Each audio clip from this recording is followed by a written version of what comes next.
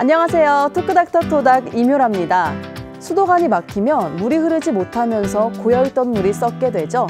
우리 몸에도 수도관과 같은 역할을 하는 곳이 있는데요. 바로 담관입니다. 이런 담관이 막히게 되면 복통이 심하고 열이 나며 자칫 방심했다가는 사망에 이를 수 있다고 하는데요. 오늘 토크닥터 토닥에서는 소화기내과 전문의 김병선 선생님과 함께 담관염의 증상과 진단 그리고 치료법에 관한 이야기 나눠봅니다. 선생님 안녕하세요. 안녕하세요.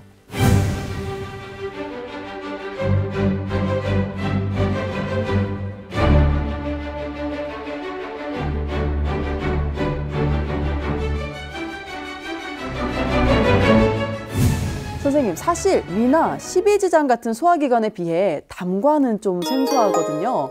담관에 대해 설명해 주신다면요? 네, 담관은 간에서 만들어진 소화액인 담즙이 흘러가는 길입니다. 정상적으로는 약 7mm 이하의 얇은 파이프라인이라고 생각하시면 되는데요. 담즙은 담낭에 저장되었다가 식사를 하면 담관을 통해 십이지장으로 배출됩니다. 그렇다면 그 담관염은 이런 역할을 하는 담관이 막혔다는 건데 담관이 왜 막히는지도 궁금해요. 네, 그 원인은 아주 다양합니다. 흔하게는 담도 결석이나 찌꺼기가 원인이 되지만 암이나 양성 협착, 담관 낭종에 의해서도 막히게 됩니다. 그리고 장의 벽 일부가 약해져 주머니 모양으로 파인 부분을 이렇게 개실이라고 하는데요. 가끔은 담관 끝부분에 생긴 개실이 담즙의 흐름을 방해해서 담관이 막힐 수도 있습니다. 네, 자칫 방치했다가는 생명까지도 잃을 수 있는 무서운 질환인데 열이 나고 복통이 심하면 일단 담관염을 의심하면 될까요? 네, 담관이 막히면 이 오른쪽 윗배에 통증이 생기고 열이 나는데요. 사실 이 두 가지 증상은 급성 담낭염일 경우에도 비슷하게 생길 수 있습니다.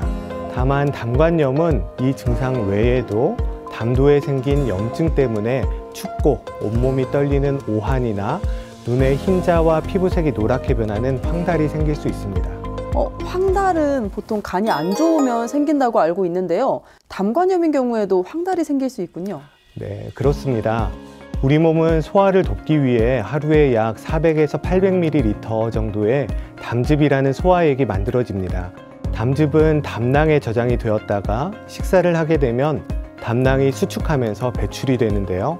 담관이 막히면 하루에 배출된 담즙이 흘러가지 못하면서 담관이 늘어나고 황달이 생기게 됩니다. 선생님, 담관염의 증상이 있으면 일단 검사를 해야 하잖아요. 병원에서는 어떤 검사를 통해서 이 담관염을 진단할 수 있나요?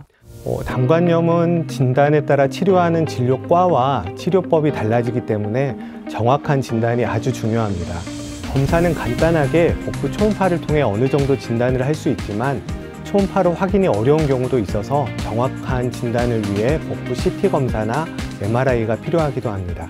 혹시 담관염을 그냥 단순한 복통으로 생각해서 진통제만 복용하고 병원에 가지 않으면 어떻게 되나요? 담관염은 방치하게 되면 염증으로 인해서 폐혈증으로 쉽게 진행이 되고 혈압이 떨어지면서 위험한 폐혈성 쇼크로 이어지게 됩니다. 따라서 단순한 민간요법으로 치료하거나 진통제로 버티시면 절대로 안 됩니다. 그런데 혹시 치료하셨던 환자분들 중에 병원에 빨리 오지 않아서 치료가 어려웠거나 결과가 좋지 않았던 경우들도 있는지 궁금한데요. 네, 치료를 하다 보면 안타까운 경우들이 있는데요. 담관염으로 인한 고열과 심한 복통으로 염증 수치가 급격히 오르고 의식이 처지고 혈압도 너무 불안정해서 시술하기가 불가능했던 환자분들이 기억이 납니다. 이런 경우가 생기지 않도록 빠른 진단과 치료가 꼭 필요하겠습니다. 네, 일단 배가 아프면 약을 복용해서 참는 게 아니라 병원에 빨리 가는 게 좋겠군요. 네, 맞습니다. 네, 이번에는 퀴즈를 통해 담관염에 대해 좀 더 쉽고 자세하게 이해해보는 시간입니다. 건강상식 능력고사 시작합니다.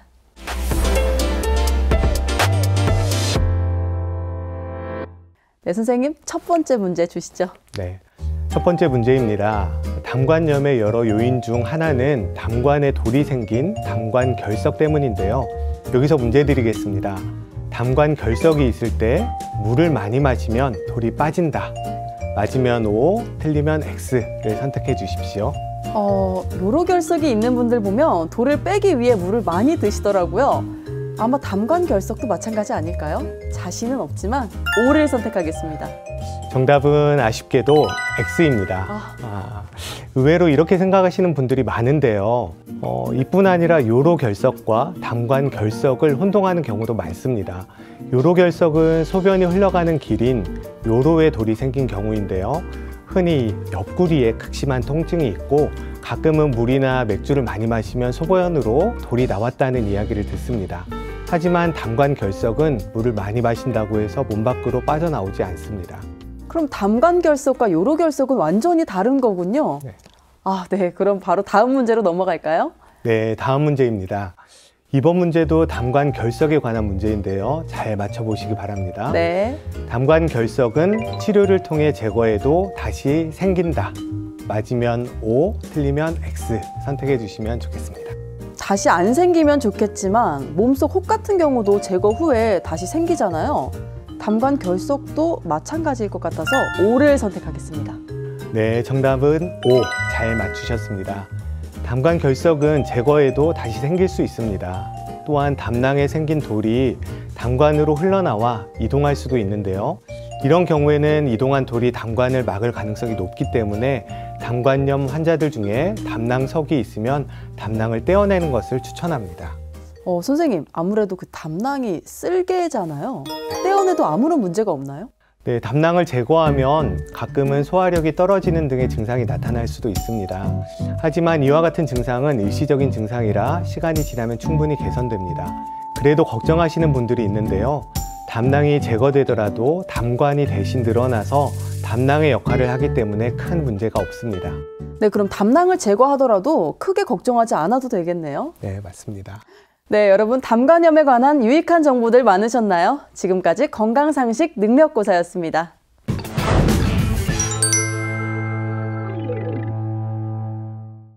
선생님, 그런데 담관염의 진단을 받았다면 치료를 해야 할 텐데 치료가 어떻게 진행되는지도 궁금하거든요. 네, 담관염을 진단받으면 담도 내시경으로 치료를 하게 됩니다. 일반적인 내시경은 정면을 볼 수 있게 설계가 되어 있는데요. 담도 내시경은 옆을 보고 시술할 수 있게 특수 제작된 측시경입니다. 그럼 옆을 볼 수 있는 측시경으로 시술하는 이유가 이 담관의 위치 때문인지도 궁금한데요. 네, 맞습니다. 담즙이 흘러나오는 십이지장의 팽대부가 옆쪽에 위치하기 때문인데요. 담관과 우리가 잘 아는 췌장 역시 옆부분에 함께 위치하고 있습니다. 치료는 담관을 막고 있는 담관결석을 바스켓 등의 기구를 이용해서 깨고 제거하는 방법으로 치료하는데요. 간혹 담관을 막는 암이나 담도의 폭이 좁아지는 담도 협착인 경우는 스텐트를 삽입해서 담즙이 잘 흘러나올 수 있게 길을 만들어줍니다. 그러면 담관결석을 제거하는 치료는 얼마 동안 입원을 하는지도 궁금해요. 입원 기간은 환자마다 좀 다를 수 있지만 평균적으로 일주일 정도 생각하시면 됩니다. 하지만 돌이 아주 크거나 황달 수치가 높은 경우에는 입원 기간이 길어질 수 있습니다. 그리고 담도결석을 치료한 후에 담낭 안에서 돌이 발견되면 담낭을 제거하는 수술을 권하는데요. 담낭 절제술까지 한다면 대략 입원 기간이 2주 정도 될 것 같습니다. 네, 앞에서 말씀하실 때 췌장이 담관 바로 옆에 같이 있다고 하셨는데 그렇다면 담관결석이 이 췌장에도 영향을 줄 수 있을까요? 아주 좋은 질문입니다. 담관결석이 십이지장 팽대부의 끝부분을 맞게 되면 담관염뿐 아니라 췌장염도 발생할 수 있습니다. 급성 췌장염의 경우는 가장 흔한 원인이 과한 음주이지만 두 번째 원인이 바로 담관결석에 의한 췌장염입니다. 담관결석이 이 췌장염의 원인도 되는군요. 네. 그렇다면 우리 몸에 담관결석 같은 담석이 생기는 이유도 궁금한데요. 이 담석은 왜 생기나요? 담석은 담낭과 담관에 생길 수도 있는데요. 담즙의 주요한 구성 성분인 콜레스테롤과 색소인 빌리루빈의 찌꺼기가 농축되고 굳어지면서 담석이 생기게 됩니다. 담즙을 구성하고 있는 성분이 굳어져서 그럼 담석이 생기는 거군요. 그렇다면 어떤 성분인지에 따라서도 이 담석의 종류가 나눠지나요? 네, 담석은 성분에 따라 콜레스테롤 담석과 색소성 담석, 그리고 이 둘이 섞여 있는 혼합성 담석으로 나누어집니다. 우리나라와 같은 동양에서는 색소성 담석 비율이 서양에 비해 높은 편이지만 최근 들어서는 서구화된 고지방 식사가 늘면서 콜레스테롤 담석이 증가하는 추세입니다. 고지방 식사, 고지방은 솔직히 맛있는 음식들이 많잖아요. 맞습니다. 네, 혹시 사람에 따라 담석이 더 잘 생기는 경우들도 있는지 궁금한데요.